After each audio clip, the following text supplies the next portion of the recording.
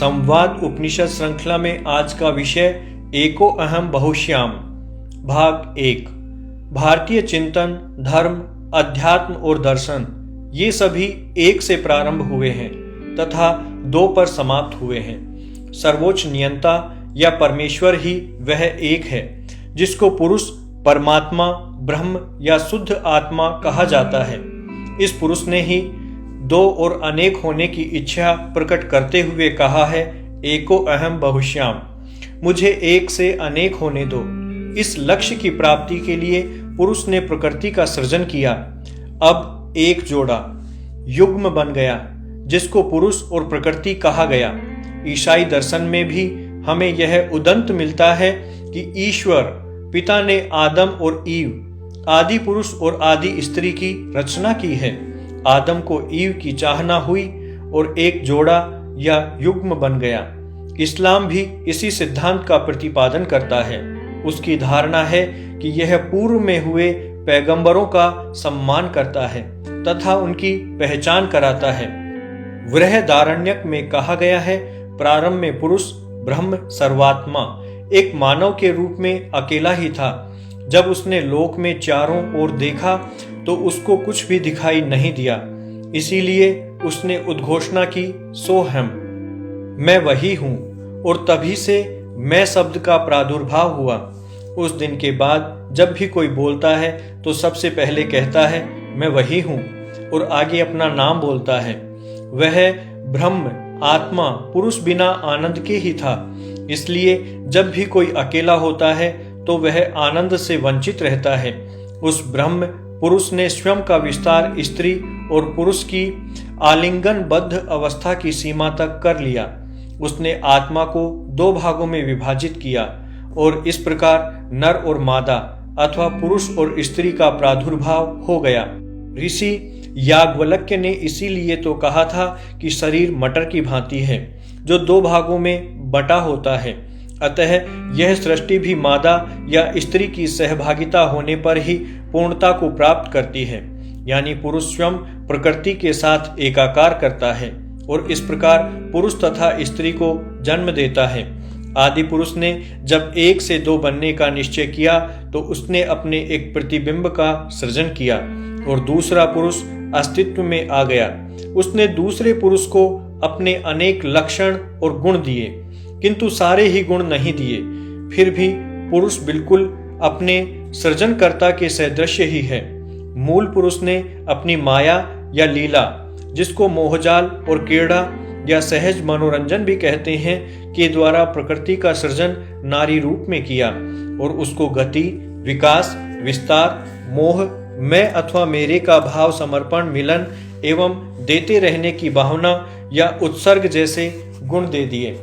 जब तक ब्रह्म परमात्मा पुरुष केवल एक अकेला ही था, वह सर्वशक्तिमान था, सब दृष्टियों से शक्तिशाली किंतु एकाकी और आनंद विहीन। इस स्थिति के कारण उसके मन में एको अहम बहुश्याम, एक से अनेक होने की कामना उत्पन्न हुई।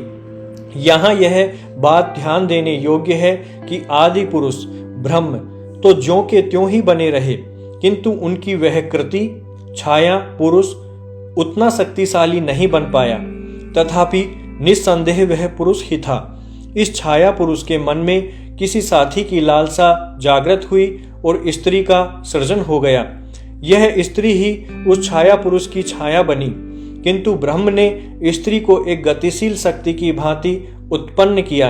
अतः उसकी नियति में अनेक प्रकार की शक्तियां एकत्र हो गई।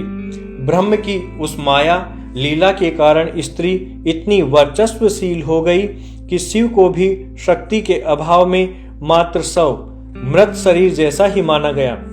स्त्री को प्रकृति को परिभाषित करना एक कठिन कार्य है।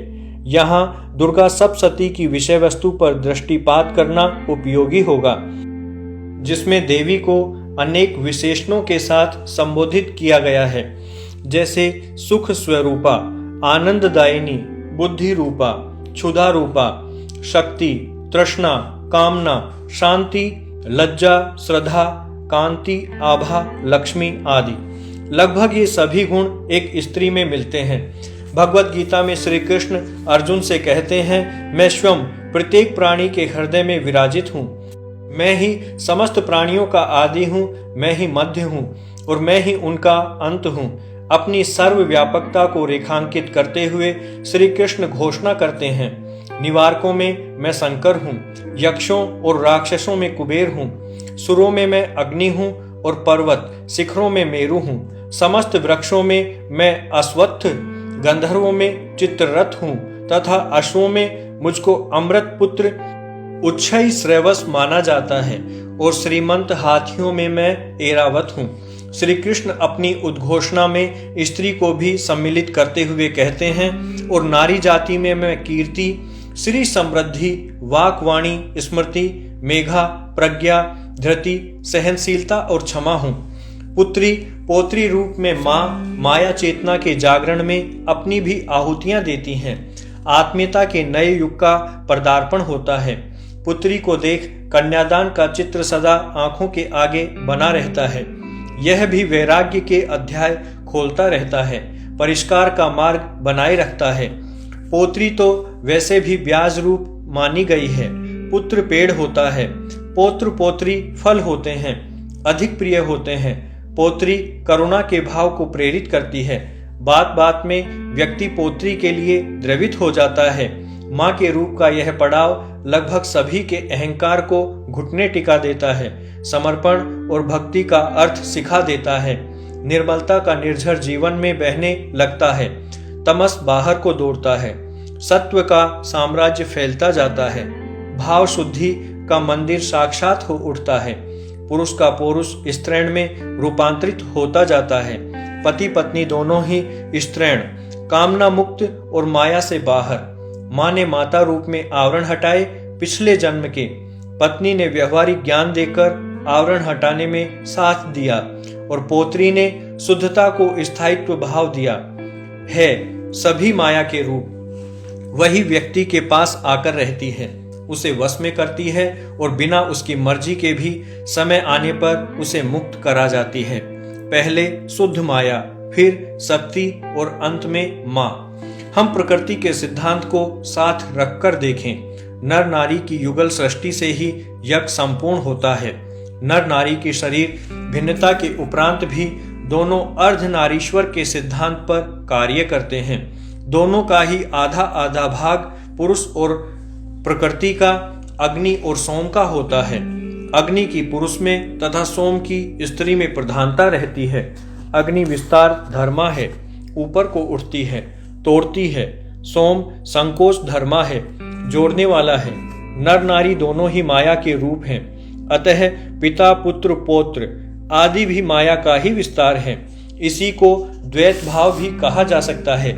माया द्वैत भाव को ही कहते हैं। जब नर नारी का भेद मिट जाए और मूल में एक ही नजर आने लगे, तब समझो द्वैत गया। माया के कार्य को पुरुष न तो समझ सकता है, न ही समेट सकता है। अतः माया ही सृष्टि को चलाती है। वही सृष्टि का गतिमान तत्व शक्ति है। अतः माँ को ही नियंता कहा गया। ब्रह्म को साक्षी भाव। पुरुष देह में जो नारी अंश है, उसी के आधार पर तो वह बाहर नारी को देखता है। इसी प्रकार नारी की देह का पुरुष अंश बाह्य पुरुष से सामंजस्य बनाए रखने का प्रयास करता है।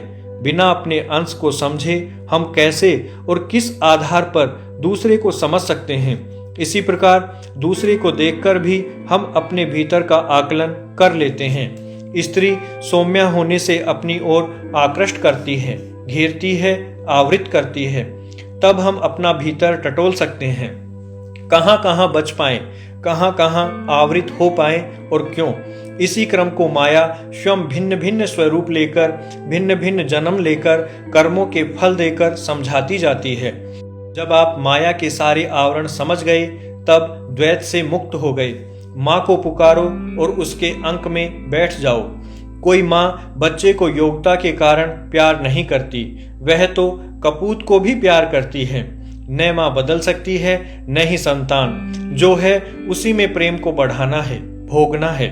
माँ तो यह भी समझती है कि यह जीव बाहर से मेरे पेट में आया है तथा उम्र भर यह तथ्य उसकी दृष्टि में रहता है।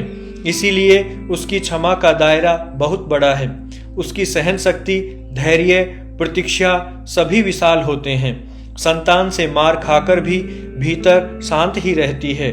कई क्षेत्रों में बच्चे माँ को बेच देते हैं और वह हंसते हंसते चली जाती है।